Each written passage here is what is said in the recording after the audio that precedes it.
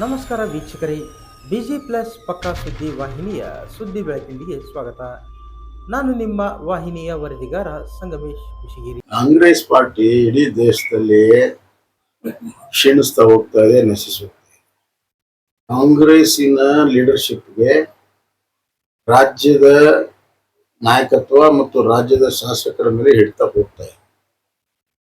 ಹೀಗಾಗಿ ಒರಿಸ್ಸಾ ಮತ್ತು ಹರಿಯಾಣ ಎರಡು ರಾಜ್ಯಗಳಲ್ಲಿ ಬೇರೆ ರಾಜ್ಯಕ್ಕೆ ಕಳಿಸುವಂತ ಆಪತ್ತು ಬಂದಿದೆ ಅಂತ ನೀವು ಅರ್ಥ ಮಾಡ್ಬೇಕು.